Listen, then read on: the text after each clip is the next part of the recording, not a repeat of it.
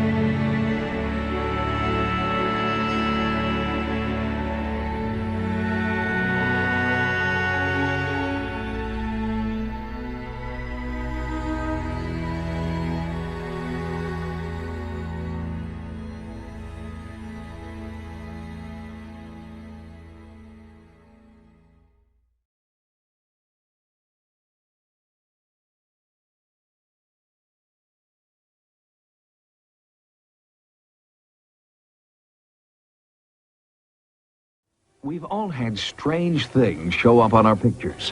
Glitches, scratches, strange patterns of light and shadow. Weird images are bound to show up every once in a while. But researchers in the field of paranormal photography believe some of these photos are actually a window to the supernatural. For 30 years, Stella Lansing has captured bizarre anomalies on film and videotape. Nearly every single time she takes a picture or shoots home movies, strange images appear. Here, a severed arm mysteriously floating in front of this woman's head. Strange facial lesions mark her own self-portrait. A mysterious monk appeared while she was taping a television special about Queen Elizabeth. There's a series of unique clock-like images that defy cinema and time logic, and were unheard of in the field of paranormal photography, until now. I probably didn't realize that it was any kind of a gift or anything in the beginning. I was just trying to get proof of what I was seeing. I tried with every kind of camera I had. And as this went along, I asked someone if only I had a movie camera, and they let me borrow theirs. And that's when I started to get my very first nighttime sighting. There is usually a rational and mechanical explanation for what produced a given image on the film, as opposed to a supernatural answer. The idea that Stella was experiencing more than just mechanical failure first occurred to her while shooting these high-tension wires near her home in Massachusetts. Suddenly, this burst of light came off of the knoll where I was just facing there and shot up. It seemed like in that direction, toward the moon, in the direction of the moon, south, southwest. And as it did, all these multicolored lights were flashing, and that's when I got this object that looks like arms sticking out. A frame-by-frame analysis of Stella's Super 8 film reveals these astonishing images. A group of 4 men, which photo experts have named the occupants. In the 20 years since this Super 8 image was captured, photo analysts have debated its authenticity. I took the footage of the occupants to the Brooks Institute, the prestigious photography study center in Santa Barbara, California. What could affect a photographic negative like that? A stray light entering from a small hole near the camera lens, possibly some kind of after effect when the film was taken out of the camera, some kind of a very fine, hard, and short light strike that produced those patterns. 8mm motion pictures are so small, frame by frame, that it's virtually impossible to fake them without a sophisticated laboratory and animators. You'd have to run a Walt Disney studio to do it. A person like Stella Lansing could not do it. Even more mysterious than Stella's Super 8 image of the occupants is what happens when the film is transferred to videotape. Then, unidentified voices suddenly appear.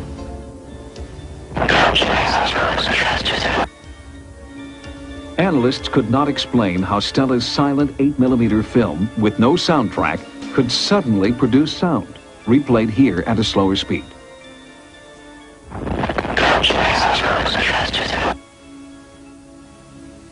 With no technical knowledge of photography herself, Stella searched for someone who could explain the images in her photos. Dr. Bertold Schwartz, a noted psychiatrist and author, took her case and has been studying Stella Lansing for 21 years. When I first met Stella, I became more and more curious, because here is a human being that gets these things, the kind of things you read about in the paper, but is seldom documented as one would prefer. In fact, it was Stella's meticulous records that set her apart. For 30 years, she had kept detailed logs of all her photos and films. As one went over the notes that she had laboriously collected through the years, she'd write on the film boxes, she'd write on scraps of paper, she'd collect clippings, and you put it all together, the story seems to hang together. And we have to ask the question, how do we explain it? Questions and questions and questions, but then it becomes fascinating, a real mystery of the first order. Some of Stella's most bizarre images are referred to as the clock series, images captured on film that surround such things as airplanes and church steeples, appearing at night and during the day. Strangely, when the single lights of the clock formations are enlarged, they reveal spacecraft-like images. And even more astonishing, these so-called spacecraft extend beyond the edge of the film frame. It overlaps the frames. Indeed, the time-space barrier is smashed in some way by this housewife. Rand, the clockwork patterns on Stella's photographs, what do you make of them? I can find some rationale in calling them a mechanical problem in the camera. Some of the consistencies from frame to frame indicate that the exposure was produced not in the camera, but somewhere as a light leak entering the camera, or some other pattern. The pattern appears to be very similar, but not always the same. But Stella Lansing still got the clock-like formations when she used 6 different cameras, 2 different types of film, inside, outside, in daylight, and at night, in 5 different states. She even succeeded when her camera was switched for another at the last moment. So, could Stella Lansing be somehow affecting her film subconsciously? To find out, Dr. Schwartz has subjected Stella to psychiatric evaluations and brainwave analyses. In 1971, Dr. Schwartz himself filmed this breakthrough field study. He and Stella journeyed from Springfield, Massachusetts to Munson Hill, to the power lines where Stella first photographed the occupants. Stella's saying, oh, they're going to come, they always do. And by golly, we see these 2 orange or reddish-orange globes. First there's one, then there's two, they're blinking, they seem to hop around. Aim my camera at it, I hope I'm capturing this, I don't know. What does this mean? This causes me to believe that either there's some type of mind projection, either she's somehow projecting these images onto the film from her imagination, from her own mind, or that another theory, which is certainly not provable, not by me anyway, is could things exist in another dimension, in a borderline way where they flicker in and out of our dimension. 21 years later, we accompanied Stella to Munson Hill, the site of her original photo expedition. We wanted to see if Stella would get the same paranormal images under our own controlled conditions. There's some kind of interaction here. Whatever it is, I don't know what it is, but for some reason, it's just like when I'm driving, I seem to know where to look. I mean, I don't have eyes in the back of my head, but I seem to know when to look somewhere, and I look like that, and there it is. Stella also took still photos of our sightings producer and camera crew, and surprising results occurred at the Palmer Photo Lab, where Stella's film was developed. The first thing their technician ruled out was light flare. This is what's interesting right here.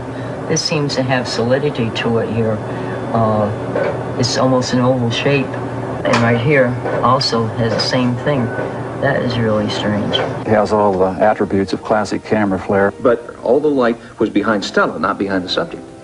There appears to be some sort of a light source just breaking over her shoulder. But it would be visible to the naked eye. Visible. It would be like a flash bulb or something. It could have been a very transitory event, very short in duration, where the human eye and brain in combination just didn't recognize it, but the film did for whatever reason. I believe in what I'm doing, and I know there's something out there, and nobody can tell me it isn't.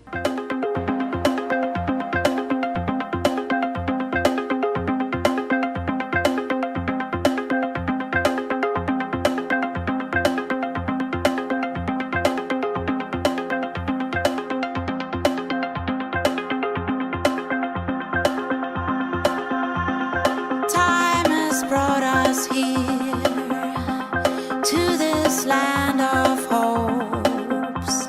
Travel to the place your inner child was burned.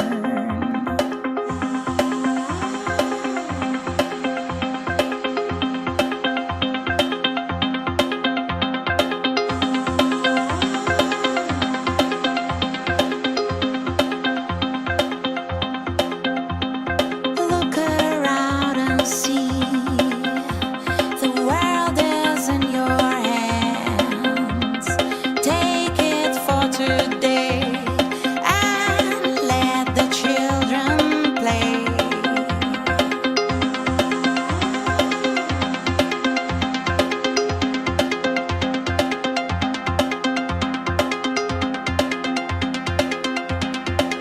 We are the children with no name.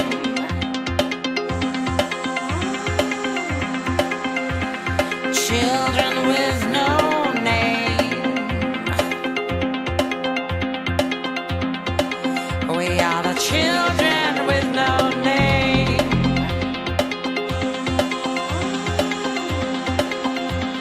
Children with no name. We are the children with no name. No name. No name.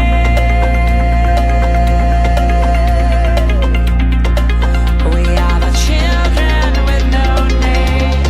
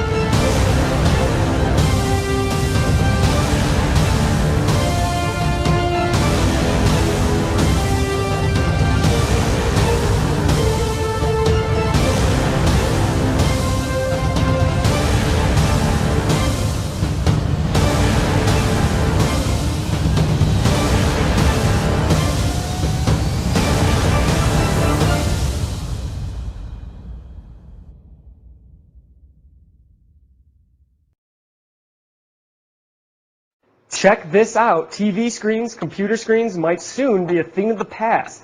This is the Helio display, and it is a modified video projector which is displaying video in thin air. You can display video from any source, TV, DVD, whatever you want. In this example, a laptop computer, which is sending out its signal to this small rear projector, which then projects the images up to this invisible plane of condensed air. This air, this invisible screen, is coming from these vents. A quiet, steady flow is being pumped out to catch the images. You must see this droid safely delivered to him on Alderaan. Since the original movie Star Wars, when Princess Leia pleaded for help through an image that seemed to float in air, engineers like Chad Diner have been trying to bring that technology to real life. And how cool is this? A local boy made this dream come true. Chad's company, IO2 Technology, is based in South San Francisco. And man, they have created quite a buzz across the country with this invention. From a distance, the image looks like it's 3D, but when you get close and to the side of the projection, you see that it's actually two-dimensional, just floating there. At Interaction 2011, a research group from Osaka University exhibited a fog display that enables multi-viewpoint observation. 普通のフォグディスプレイは平面上のフォグに、1台のプロジェクターから出しているんですが、このディスプレイは3台のプロジェクターを使って各々違った絵を出しているため、フォグの周囲を動くと立体的に見えます。This system utilizes the fact that dispersion of light by fog has directionality. It projects different pictures from different angles onto a cylindrical fog screen.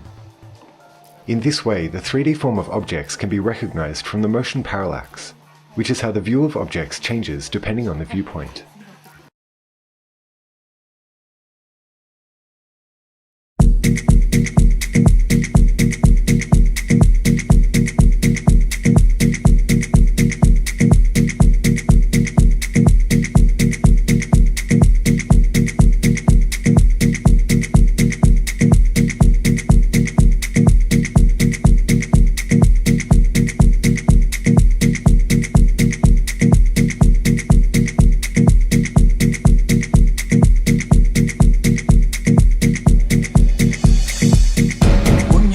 Fola